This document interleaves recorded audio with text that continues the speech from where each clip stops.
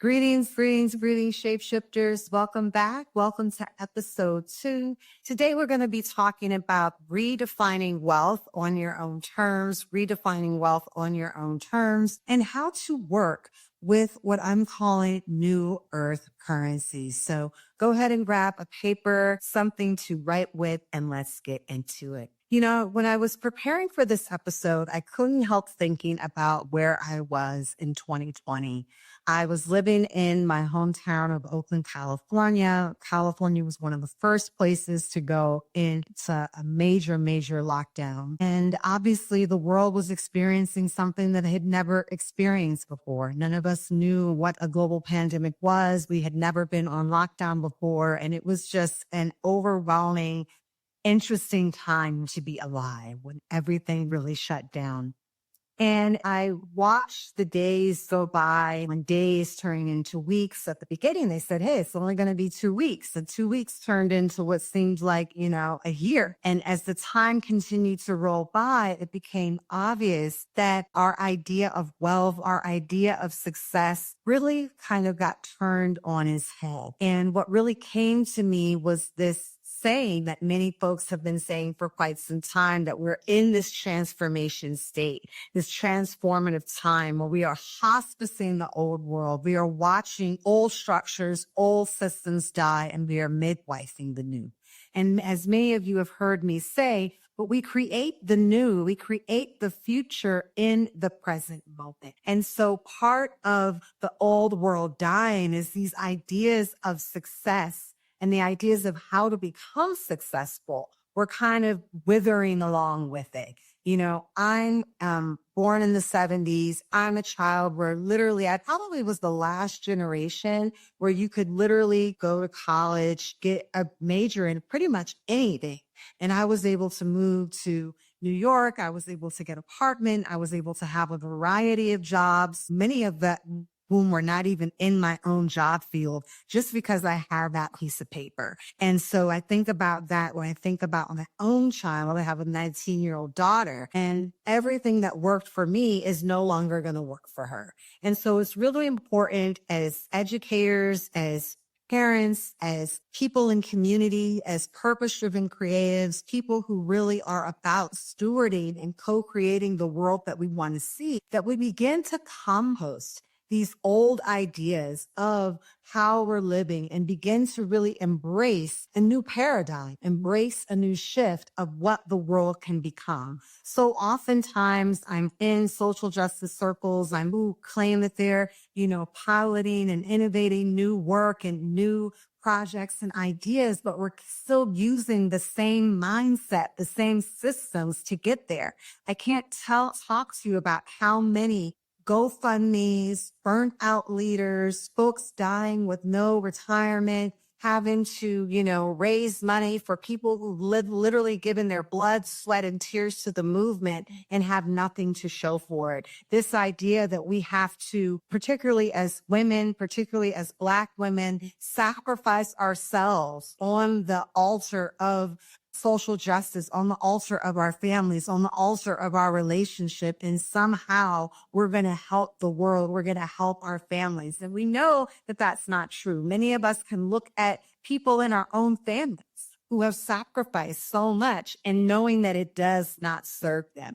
And so what I know for sure is that we get to recreate and co-create a new world that's built on thriving, that's built on wellness, that's built on imagination, that's built on living well, and we don't have to burn ourselves out in the process. But that's only if we're willing to transform ourselves. And again, when I talk about transformation, I'm not saying it because it's a cute buzzword. I'm saying become something else. Allowing those parts of ourselves, those mindsets within us that are no longer serving us to wither away into compost, and from this new soil, allowing something else to emerge, literally changing states, changing the state from one form to another. And so I call those new earth currencies. So let's get into what some of those new earth currencies are. And so I want to also remind you all that this comes from this idea, as we learn the Father, that we all come from this idea of heaven. We come from the cosmos. We come from the primordial darkness, going to earth to live our hero's journey, to bring our unique, special gifts to the world. That if you hold up your hand and you look at your fingerprint, that with the 8 billion people on the planet, even twins, even triplets, your fingerprint is unique, that you have been imprinted with the unique signature of the divine that no one else has but you. And unfortunately, we have been programmed in a society that has taught us to ignore that unique imprint. And instead, we're supposed to pick from a list of boxes, and we're supposed to choose a box that we want to put ourselves in. Even sometimes when we're finding new language to think about how to work together, when we're forming new language of how we express our sexual identity, our racial identity, our relationship paradigms, we still put ourselves in boxes. You either have to be this or that. Even when we go up to people often, when we say, what do you do? We're kind of asking them, what is your box? Even when we think about the way that we show up on these social media platforms, or when we have an opportunity to write our signature or writing our bio, we put all the boxes up. If I'm this race, I identify as this, and all that does, I understand the power of that, especially for folks who feel like they've been marginalized and have been unseen, but at the same time, who don't want to literally box ourselves into a box that we can't get out of. And so when we think about how we're going to now be able to navigate the market, navigate economy, and this is not just for us. This is especially for those of you who are parents, for those of you raising children, those of you co-parenting children, my glorified aunties and uncles, I'm out there talking to you because sometimes the parents might not even have it. It really takes a village. All of us have to be responsible for the care of our children. If there's any group that is truly suffering the most, I would say, in this time we're living in a loneliness epidemic. We have a mental health epidemic. We're really seeing that come through really strong with our children. And I know that work firsthand because I train educators and work with folks that are working with young people on the front lines. And that's a whole nother topic for a whole nother day. And so the first currency is the currency of spirit. It is your spirituality. I don't want to call you into any specific type of spirituality, but rather I'd like to remind you that you have your physical body, and we give thanks for our physical bodies, that we know that our spirits never die. And we know this because we know that there are universal laws. What are universal laws? Universal laws are just another fancy word of saying what indigenous people knew for thousands of years, and that is science catching up with those wisdoms, that knows that energy can never be destroyed. Energy can never be destroyed. It can only be transformed. And through that transformation is your spirit, that it lives in this physical body in this moment, but it's not going to ever die. It just transforms into another body, whether it's going into the ancestral realm, whether it's going to, reincarnate into the next body. We often think of mind, body, and spirit, where your body's not going to last forever. And your mind, it could go either way, but your spirit is that eternal part, the ground, and 1 foot in the spiritual realm. So cultivate those spiritual practices, the practices of aligning your eternal body with what is permanent, with what will always be, with what can never be destroyed. And it means when we wake up in the morning, well, the two most important times in your life are when you wake up in the morning and before you go to bed. And making sure that you make those times sacred for yourself. Often when I'm talking about this form of currency with my clients, because meditation and yoga are somatic practices that have become extremely popularized in the West. Typically, when we think of our spiritual practices, many people, that's the first thing they think of. Well, I want to meditate more in the morning. And I love meditation. And that's something that I do. But often what I ask them is like, well, are you actually being able to get to it? Well, no, I'm not able to really get to it. But when I do get to it, it's really sweet. And so I feel like sometimes we get so caught up in the idea of what we're supposed to do that we don't do anything. And that's one of the most detrimental things that you could do. Taking time, even if it's 5 breaths, even if it's 2 minutes of silence, even if you got to say your prayers in the shower, you got to say your prayers and you making yourself a cup of tea or a cup of coffee or taking your supplements for the day. Make those sacred moments, carve out those sacred moments of stillness to be able to bow to something greater than you, a greater divinity, to know that yes, we are here, but there is a greater force that is here. And when I give myself the still, quiet time to connect with that greater force, I'm able to receive messages. I'm able to receive insights. I'm able to feel a little bit more peace, feel a little bit more calm, feel like I can have more strength. I think of my grandmother. And when I would wake up in the morning, and this is true of many indigenous people, if you go to West Africa, you will see this. I currently live in Mexico City, and every morning you can hear the sound of brooms. You hear people sweeping. And that there is a sacredness of waking up in the morning and just sweeping your house. Because what you're doing is you're telling the universe all of the energy from the night before, all the energy that is in the house, and resetting and bringing in something new. And I remember my grandmother would just be sweeping and praying out loud, talking to God, fellowshipping with God, singing with God. She had to get her mind right. She didn't have a yoga mat to sit down at. She didn't have an altar. She was her own altar. And she used that room as her magic wand to call out the energy and bring in what she wanted. She was seeking prayers over her entire bloodline. Prayers that I have been a beneficiary of even until this day. Because we know what the power of prayer, when you're putting it out into the metaphysical reality, that all of us are recipients of someone else's prayer. Prayer does not know space and time. And that was connecting her to a knowingness that everything was going to be all right. Didn't mean everything was easy. Didn't mean everything felt good. But she knew that just as the darkness was here, that the sun had to rise in the next morning. And that is what we get to hold on to. We get to hold on to the spiritual inheritance that our forefathers and foremothers have gifted us with, to know that regardless of uncertainty, there is still success and perseverance and persistence and opportunity within those times of uncertainty. That there has never been a time on the planet for Black folks in America, where we have not had to face, triumph over, navigate through uncertainty. And as Maya Angelou reminds us, and still I rise. Still we're able to rise.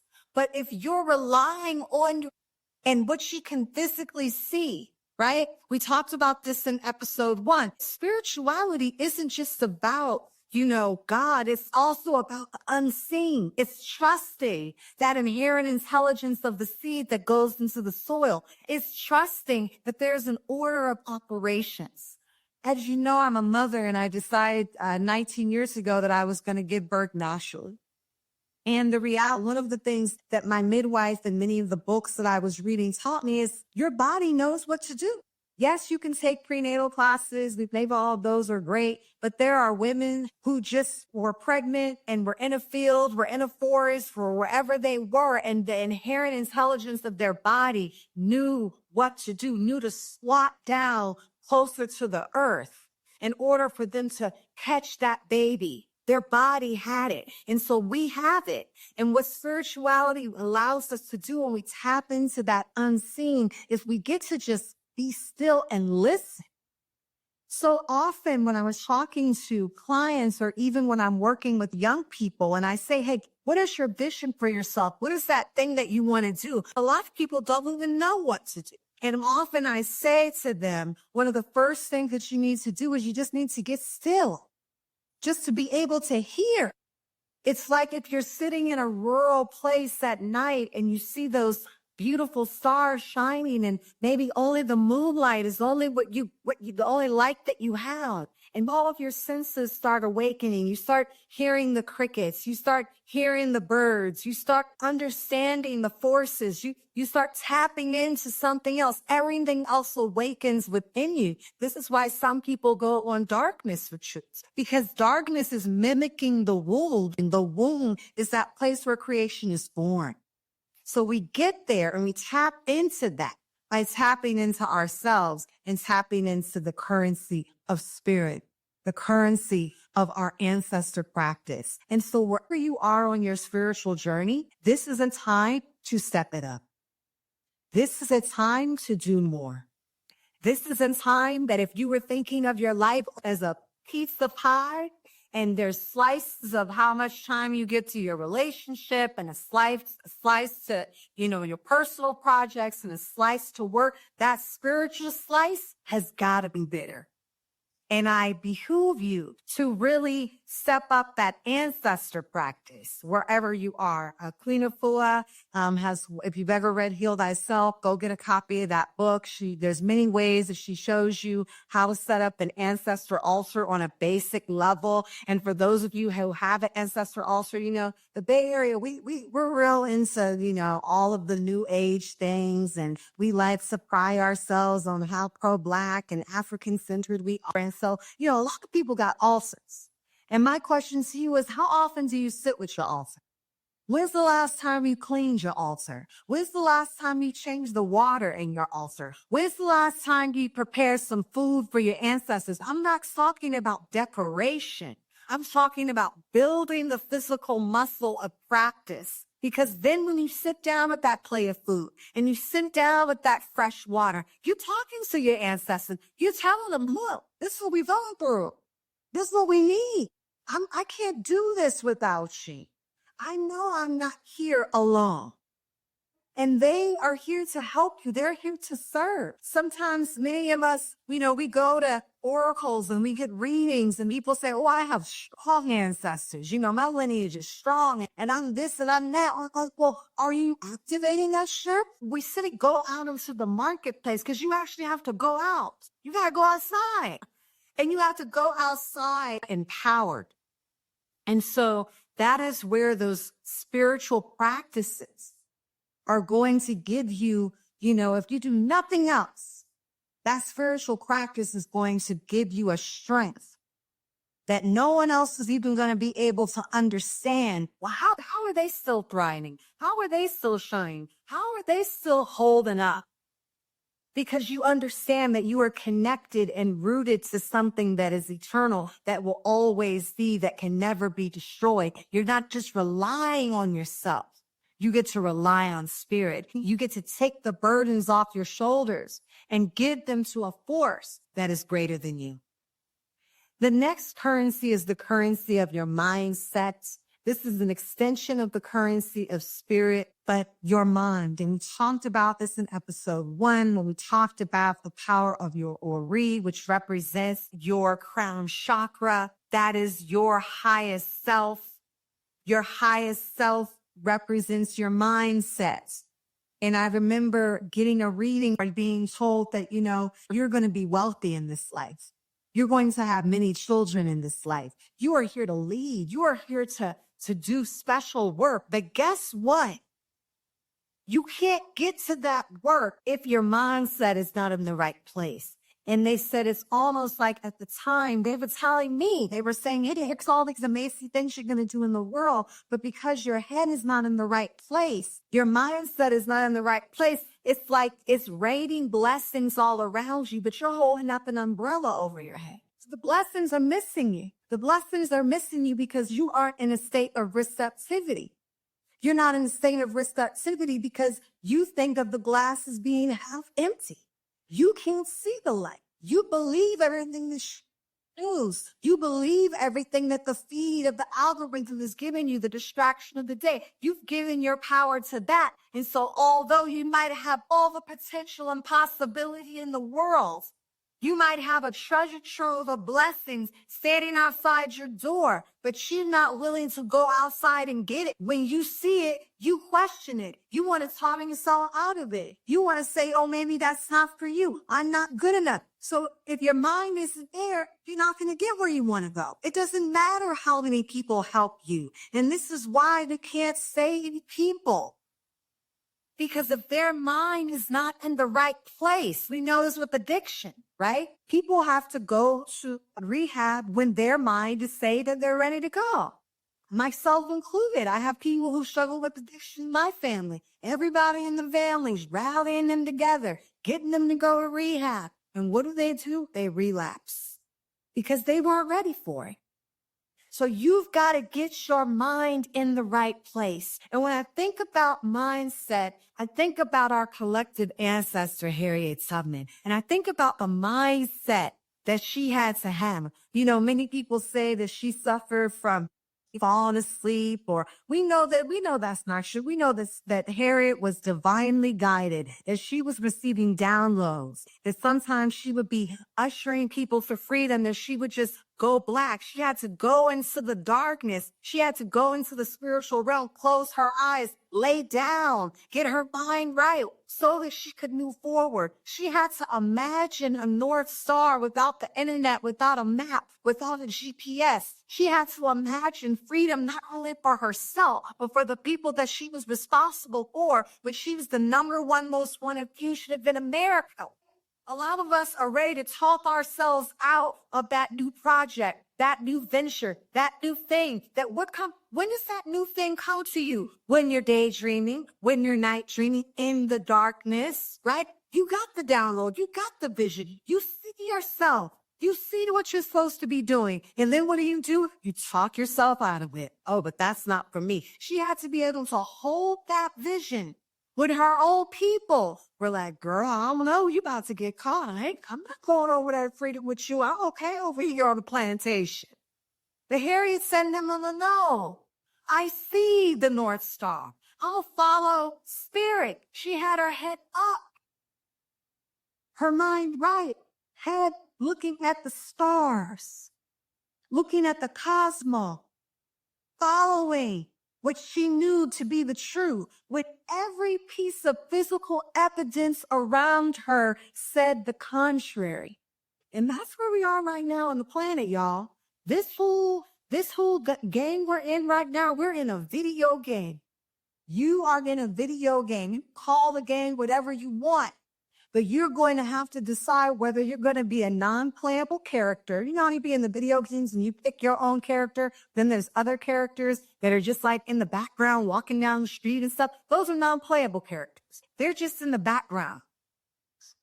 You got to decide whether you're going to be in the background or whether you're going to be the lead.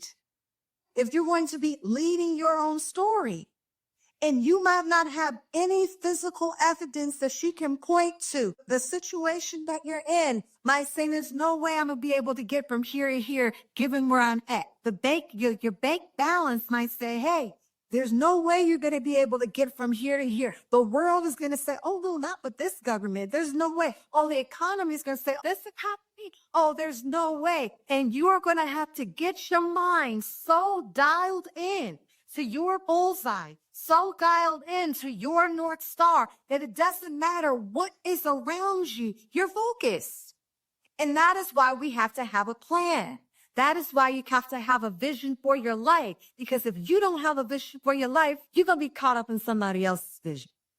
And that's what many of us are doing. You're a non-playable character in somebody else's video game. They're getting to the goal. They're getting to the prize. And you're wandering around lost. You're wandering around lost, eating their feed, digesting their algorithm, but you have to create your own. And you will not be able to do that if you cannot hold on to the currency of your mindset. And so that's why it's a currency. You might be up for the job with somebody else. They might be more qualified than you, but they don't have the mindset that you got. It's your mindset that's going to carry you through. Look at the Olympics. When you get to be at a higher level of professional athleticism in any sport, everybody is a good athlete. Everybody's. What's the difference? Their minds. Look at a boxer. They're blind.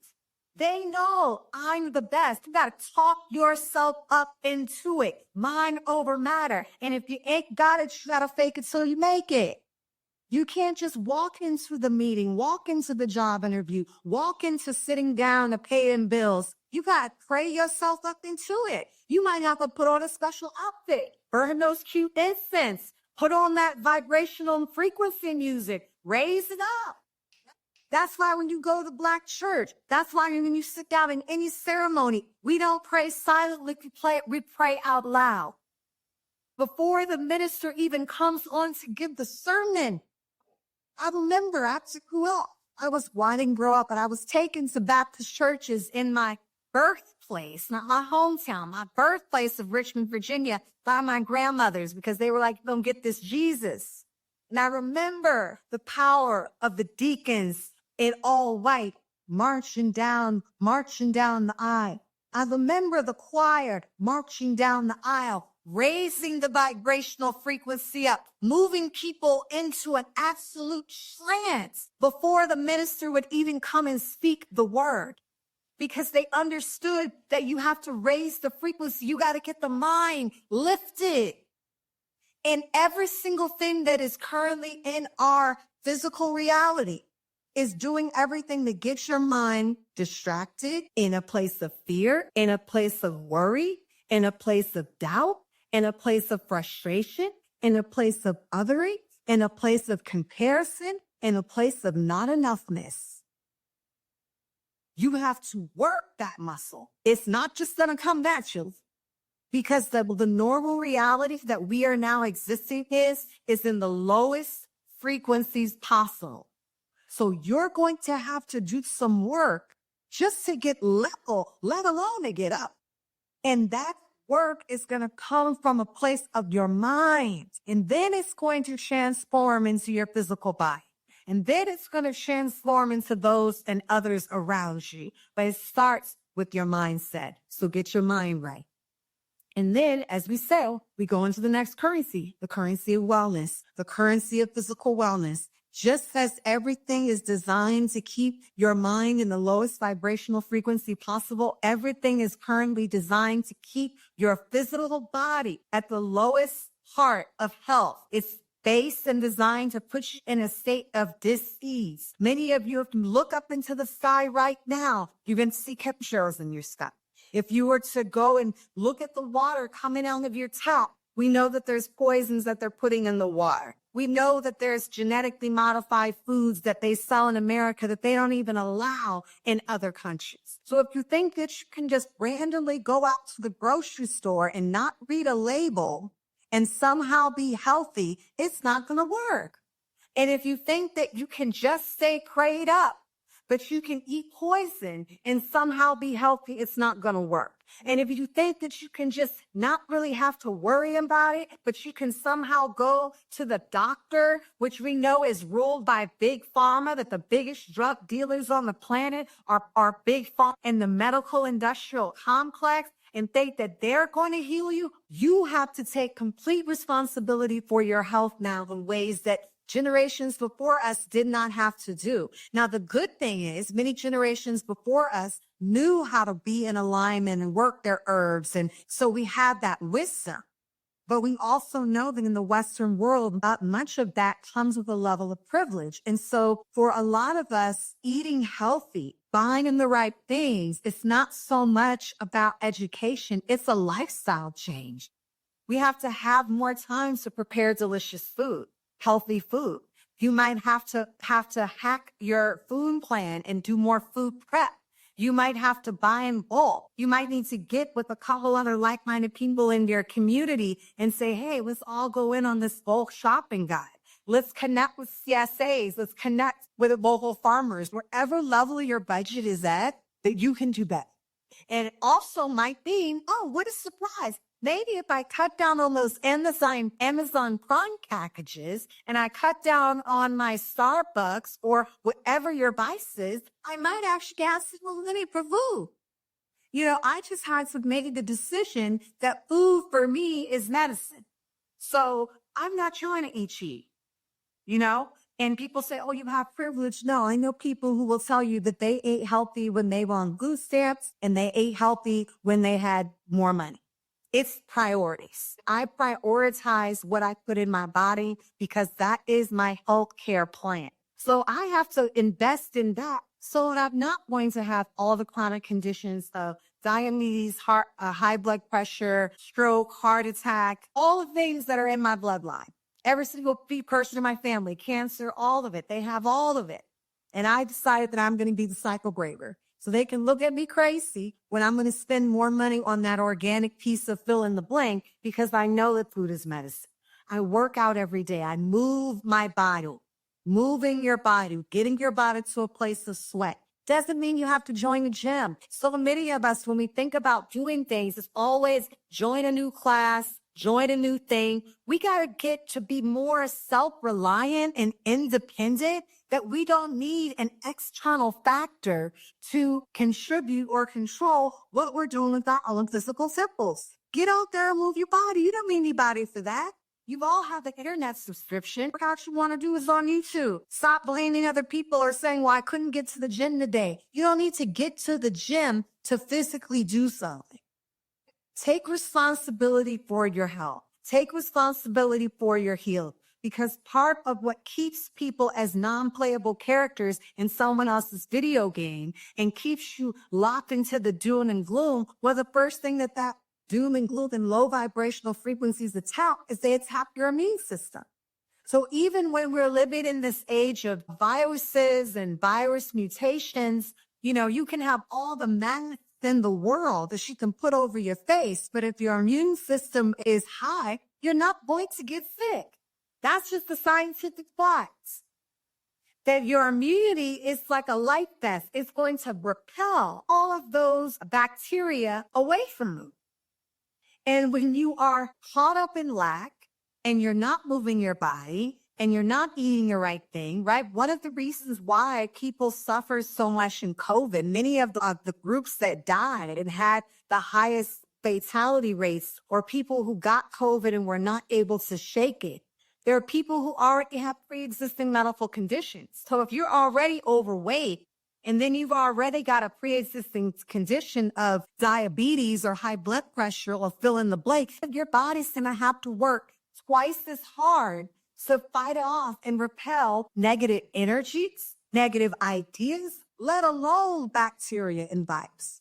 You got to work hard. So, and this is what we talked about in the last episode. You can do the work, but do you want to go outside when it's sunny, or do you want to have to do the work going outside when facing 15 feet of snow? You maybe can push that 15 feet of snow out of your way, but it's just going to be a lot easier when there's nothing blocking your path. So remove the obstacles from your path and take responsibility for your health. And that's an opportunity where we can come together and we can think more creatively and dynamically, and we can reprioritize what is important to us so that we know that currency of wellness when everybody around you might be physically, emotionally, or spiritually sick and you're still shining brightly, that's going to give you a competition, a competitive edge in the marketplace as you're navigating your own hero's journey. So the next currency is the currency of community. Community, community, community. And we learned this in COVID. We've learned this through some of the wars that have been going on, some of the natural disasters that have been going on. I'm thinking about folks who were impacted by Hurricane Helene, folks who have been impacted by the California wildfires, and the power of community. The power of the people in your circle, even during COVID, the people who were willing to check in on you, to give you a call, the people who are willing to bring you a bowl of soup, or to launch that GoFundMe campaign, or to volunteer their time. Community, community, community. We know clearly that the government, that politicians, even though that they're supposed to do these things, we know that they're not going to support us in times of need. We know that as people of color, as marginalized communities, as communities who may here faced with income disparities, that those are going to be the hardest hit during climate change. Those are going to be the hardest hit during global pandemics. Those are going to be the hardest hit during times of war.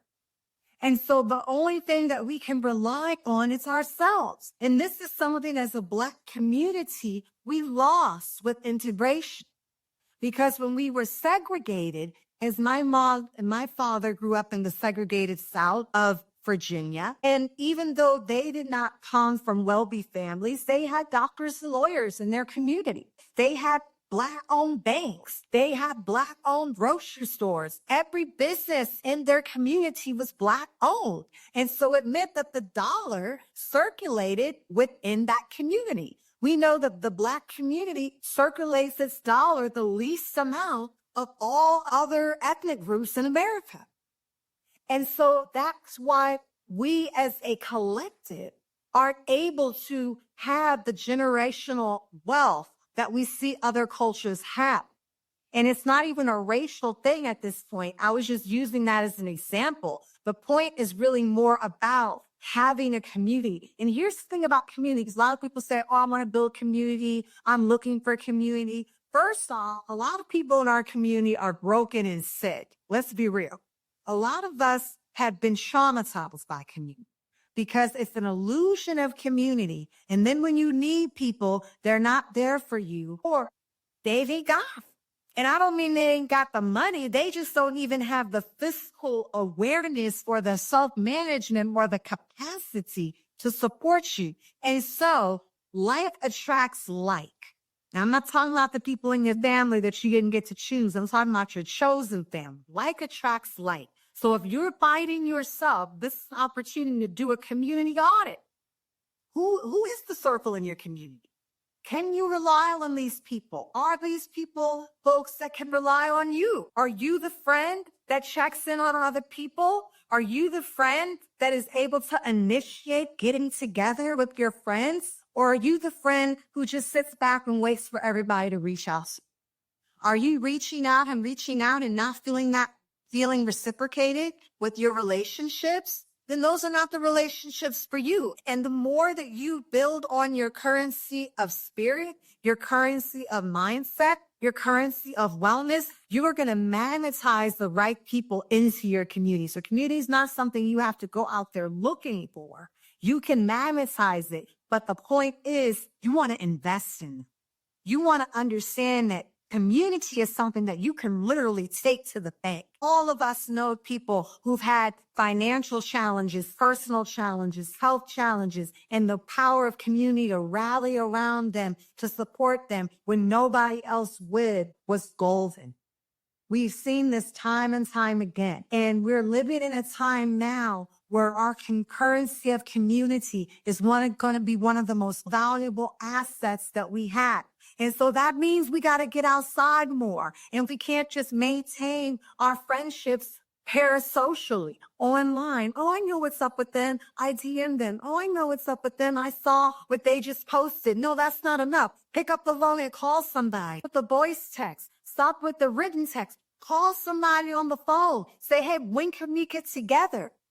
I know that many of my closest community people, especially now that I've moved out of America, I currently live in Mexico City. Some of my closest community, we live all over the world now. They're not in my city. And so I have to be really, really intentional with maintaining those relationships and taking the time out of every year to be face to face with my people, to lay eyes on them, as the old folk used to say. I need to lay eyes on you, right? To make sure that they're okay. And we know that as we're also living in this time of isolation, we're living in an isolation epidemic on the planet where we are more quote unquote connected than we've ever been before because of these technological devices, but it's creating more and more isolation where people don't feel comfortable coming outside. They don't feel comfortable being around people, having all of these connections with people virtual, but we're not having these same connections in the real world. And we know that a child, if not given real world connection, will die. That we are social beings. We are biologically engineered to be in social relationships. That is why indigenous communities actually built their homes in concentric circles. They built their homes as compounds. They built their towns as compounds. Even the Moorish influence on the Spanish Empire, living here in Mexico, many of the centers of town, the centro, is organized around Zócalo, the Zócalo being a center. Even the way they design many of the homes, there's a central courtyard. There's a central meeting place. There is a cipher. There is a rink shop. There is a coming together. This is what all of our people before us knew they had to do in order to survive. Not just to kick it, not just to have fun, not just a party, to survive. And this is going to be a critical currency for our survival. And those of us who are alone, who are alienated, who are isolated, are going to be at a deficit, because it's going to be that currency of community when we face the next pandemic, the next global insecurity, the next food insecurity, the next climate catastrophe, because we know these things are all coming and they're here. They're not even coming. They're here right now. So let us design, let's architect the life that we know is going to withstand. What an architect sits down and designs a building, they're designing it not for the current moment, but for the future. Okay, well, I know if I live in an earthquake-prone area, you're going to have to design the building this way. You know, if you live in an area with hurricanes, you're going to have to design the building that way. You know, if you live in an area with a lot of storms, or sometimes you can live in a place and you might have all those things. You design for that. You don't just let the storm come and say, oh, we didn't know, like Bunny Fufu. You already know what it is. Just look at the news. You already know what it is. So design for that. And you design for that by investing, by cultivating, and by maintaining the right people in your life. And those relationships that are not about you, they got to go. Value add. Well, how come every time I hang out with this person, I feel depleted? How come every third time I hang out with this person, I feel less than? How come every time I hang out with this person, this entire relationship is around smoking weed or drinking alcohol or partying or shopping or eating or gossiping? It might give me a moment of pleasure, but it's not really sustainable. It's not really nurturing my spirit. How come every time I hang out with this group of people, I have to wear a mask? I'm around all my girls, and I can't even tell my girls how I'm really feeling. I'm around all these people, but I'm maintaining this illusion that I'm okay, and I'm dying inside, suffering in silence. I can't tell you the amount of people in my community who people think everything is okay, and we come to find out there's this whole other backstory. But you see in this person, you hanging out with this person, you with this person, you thinking it's cool, but they don't even feel comfortable enough to take the mask off. You don't want relationships like that where you have to wear a mask in front of your friends and you can't be your authentic, unadulterated self. When I've been in my lowest moments of a breakup, my lowest moments of housing insecurity, my lowest moments of work, employment security, navigating, raising my daughter, as a primary parent, it was my circle that breathed life into me, that still saw me as the woman that I am today when I was another woman 10 years ago. They still saw me as my highest self. They breathed life into me as my highest self. I've never had to wear a mask. They already knew who I was and saw that. Those are the type of people that you want around you. And you know what? It might be a small circle. That's okay. It might be small. It might be small. But hey, a small group of dedicated people is worth than a bunch of fake friends. We don't need the fake friends. You want real world connections and real world community. All right, let's move to the next currency, and that is the currency of collaboration. You see, all of these are connected, right? The currency of collaboration, being able to collaborate. As a permaculture, which basically is just a compilation of indigenous ways of living and design principles that indigenous people create and then white people took credit for. That's pretty much what permaculture is. But in permaculture, we learn the design principle of the edge, and that the edge where the ocean meets the river, where water might meet the forest, creates some of the most amazing biodiversity of plant life, of animal life that is in nature. When things come together, this is why I said in episode 1+1 does not equal 2, it equals 3, because when two different things come together, they make a new energy.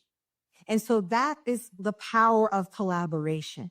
That this idea that we can do it on our own, there's no successful person that you've ever seen in the world, not one, that's done anything by themselves, does not exist, is a fallacy. So don't buy into it. Every single person that you admire, whether you're admiring someone who's a business person, an artistic person, a spiritual person, they have a team of people, of mentors, of confidants to the planet. And so when you're out there thinking about this new idea or thinking about how are you going to live, one of the things that I was able to do when I first divorced is I lived with another mother and her children, and we lived together. We co-lived together, and we co-parented our children together, and we collaborated on our rent so that we could navigate through that season of divorce where we weren't alone and we were able to support each other. In my business, when I think about things that I need in my business, I think about who are other amazing people who do that thing really well. Because again, I have my own unique fingerprint, my imprint, but I know that other people have their own unique imprint as well. And so getting out of this idea of, having dominion over, that is the imprint of imperialism, of colonization that we're taught in Abrahamic traditions. Man has dominion over the earth. That's not how indigenous people thought. That's not part of an indigenous cosmology. This indigenous cosmology knows that we are in co-creation with every other living thing. You bring your thing, I bring my thing. That's how our ancestors were able to move through the Haitian Revolution. You have people who were from the Dahomey region, next to people from the Congo, next to people from Guinea, next to people from the Yoruba Empire, next to people who were Taino, who were already on the land. And they all got together in ceremony and created the first Black Republic. Collaboration. So it is the diversity of different skill sets, the different ideas, different mindsets, different possibilities that are able to birth something even greater. So when you're thinking about what it is that you want to achieve, what it is that you want to do, think about how you can collaborate and how you can call that in. And if you're feeling stuck, like, well, I don't even know who these people are, focus on your spiritual practice. Focus on your mindset. Focus on your wellness. Promise you, you will attract the right community in order to have the right levels of collaboration. This is an inside job. So it starts from the inside out. And the more you sit with self and do the internal work, you're going to vibrate at a level that you're going to draw in all that is required. And that moves us to the last currency of today's shapeshifters, which is the currency of agility, not being weighted down. One of the things that we learned during that 2020 reset, 2020 being 2020 vision, the veil being lifted, the glasses of 2020 being put on where you got to see everything for what it was and what it was not, is that those who weren't able to get out of the way that they were doing things, holding on to old ideas, were agile. They couldn't move. They couldn't shift. And those of us who could pivot, who could let something go, who could throw something away, let it compost, let it die, have the mindset that they could birth something new. The future belongs to those who are agile. Being able to adopt new models, adopt new ways of being. As much as I don't like AI and as much as I don't love being on social media all the time, but not embracing technology and not being able to be agile with my mind and learn new things is not going to serve me. That is why we know that being a lifelong learner is going to be an asset for the future because you can learn new things because you have agility. So we have to be able to bob and move. We have to be able to let stuff go. We have to be able to step into new possibilities and new ideas. When we find ourselves being weighted down with, I can't do this because it's never been done before, then we've already caught ourselves. We've already canceled ourselves out of the run, out of the race. You might as well just sit down and accept, because you're not going to go nowhere with that mindset. And actually, I lied. I do have one more, and that is the currency of creativity. And that's a wonderful, beautiful way to end. You know, we said before that creativity begins in the darkness. And I'm not just talking about here creative. I'm a musician. I'm a painter. You know, I have this creative thing. No, we're actually talking about being able to imagine something out of nothing. Being able to see your life as a canvas and to understand that you get to draw the strokes in the frame of how you want your life to look, of how you want it to be. And so being able to creatively think out of the box when you're faced with obstacles, when you're faced with you can't do it. We know that as people of African descent, we are the most creative people. We are the brand creators. We know for those of us born with the mitochondrial DNA of melanin that we hold in our wombs, the creative power of all humanity.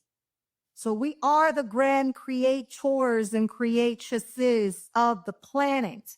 And so there's nothing that you can put us in. You know, you go to a country that they call a developing country, they call a third world nation, and you go to any hood and you see the way people have built their houses with creativity, the way people are reusing garbage, the way people are creating energy out of plastic, the way people are figuring out a way to purify water, the way that people are upcycling and recycling clothes. We know that it's through some of the poorest places that we find some of the greatest creative innovations and imagination.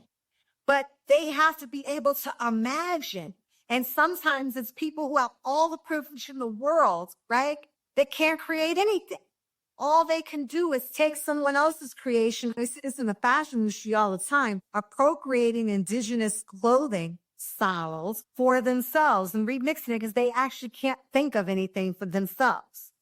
And we also know that part of what we destroy when we are ingesting social media is our creative capacity, that it literally destroys the creative part of your brain. And so the more that we stay addicted to digital crack, because it's digital crack and we're all addicted to digital crack, the more that we're getting that digital crack fix, we're actually depleting our own creative genius. This is very, very important for the children. Because now more and more than ever, you go to dinner, you go out and you see someone handing a device to their child at 1, 2, 3 years old. By 3 years old, they got their own tablet. By 4 or 5, they got their own phone. You know, a lot of parents are opting out of parenting because they're overwhelmed. And so you want to just hand your kid that device. But what you don't realize you're doing when you're handing them that device is you're destroying their creativity. You're literally making them a non-playable character, and the critical thinking skills, the navigational capacity, the confidence, the grit, the 21st century skills that are going to be required for them to compete in a global marketplace, because now that we're competing against everybody else in the world in order to navigate the market, you just opted them out because you're just showing that big. And that's why when we say, what do you want to do? What do you envision? They can't even imagine it because even the synapses in their brain aren't firing off because you destroyed them. And then now you think that when they get 18 or somehow when they go to college, there's this aha moment of brilliance going to happen. No, it's not going to happen. They're going to be sitting around neural LinkedIn as a non-playable character collecting somebody's universal basic income. And someone else is going to be out here in the market thriving with their passions and their purpose. So this is very, very important that we really begin to monitor all of our connections to these devices because it is killing us. It is killing us. And I do not say that lightly. We have to be able to find a place of balance. And that means that if we are not intentionally taking the devices out of the room, if we are not intentionally turning them off, and turning them off is not just the off button. You might have to turn the internet off in your household at a certain time, or having digital detoxes, or spending more time in nature, or finding more analog activities. You want to know how to boost your creativity? Do something analog. Go exercise. Go play some records. Go get a Polaroid camera. Do something analog. You know, if any of you have been in a power outage recently, I know here in Mexico, sometimes the power goes out. And I'm like, dang.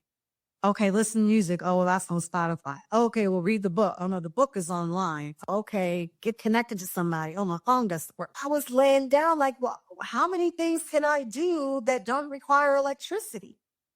And remembering that, you know, I didn't grow up with these devices, but now I become so addicted to the digital crack that when you turn that switch off, it's like we're hopeless. It's like when you turn that switch off, we no longer have any power anymore. So we got to change that. We got to do better. And so that currency of creativity, being able to create another reality and create another solution. Because what happens is then we get caught up in that lesser of two evils mind, right? Well, they say, well, it's you either have this or that. No, there's a million different choices. And it's like, for me, I believe in possibility of something else besides status quo. And if we keep falling into black or white, Democrat, Republican rhetoric, then how are we ever going to build something different? No, I want to invest in something else. The matrix is going to supply you with options. And you're going to think, well, they said I have to do this or that. There's no other option. Yeah, because you don't have the creative currency to think outside of the box. So you're just going to have to take what they give you. And you're not going to be able to do nothing else with that. And we know that what is offered is not going to be what is most nurturing for our mind, body, our souls, and our spirits. So those of us who can think outside beyond that will be able to navigate the future with more ease, more peace, and more alignment. So those are the currencies. These are the currencies of a new earth. These are the ways that we can begin to redefine wealth. This is wealth. As one of my friends, Isu, would say, we define wealth. He used to make t-shirts and he used to put it all over Oakland, these murals and these sayings. We define wealth for ourselves. Don't let somebody tell you that your bank account defines who you are. You know, I have a whole coaching business and 99% of my clients have money. That's not the issue. But do they have peace? Are they in relationships that they are enjoying? Are they living a purpose-driven life? Oh, no, those are other things, right? So that is wealth. That's one of the reasons why I left America and decided to start my life in another country. Because the things that were valuable to me, the lifestyle that I wanted, the wealth that I defined for myself, to be able to wake up and to be able to afford nutritious food, and nutritious food to not be something that's elite, that's something that everyone deserves, to have access to clean drinking water, to be able to live in a walkable community that's clean, that the streets are clean and there's parks that everyone can enjoy, that there's food that is accessible. When you go out to a restaurant, you don't have to spend $30 on a breakfast sandwich and a cup of coffee, right? That like families can afford to eat. Then I don't have to work as hard. That the money that I'm earning can afford me a beautiful life and a beautiful home. I had to redefine wealth on my own terms. And there were people who said, yeah, but you're leaving America. You're not going to have this. But yeah, maybe sometimes the power goes out. Yeah, I had to learn a new language. Yeah, when I walk down the street, there's nobody that looks like me 99% of the time. But the peace and the lifestyle that I have, and the ease that I have, and the new community that I've been able to create, and the new connections, the new collaborations, they're priceless. To the point where people say, well, would you return back to America, I say, what would I be returning to?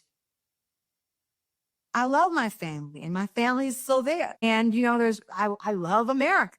I'm not ashamed to say that. I don't necessarily a lot of the government, but I love the people. That's where my people are from. My people helped build that country. So it's no shame. I'm a proud American of African descent. Very proud. I see myself as a cultural ambassador here in Mexico. But I had to decide. I had to make a decision. I had to make a sacrifice.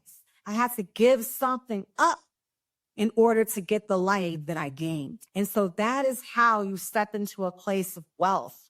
You define wealth for yourself.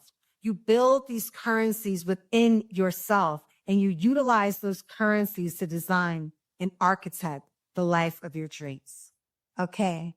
All right. That's what I have for you all today, shapeshifters. And until next time, keep shifting. Thank you for tuning in today, shapeshifters. Your presence means the world to me, and I deeply appreciate you being here. If something resonated with you, don't forget to subscribe so you never miss an episode. Leave a comment and spread the love by sharing with others. Until next time, keep shifting.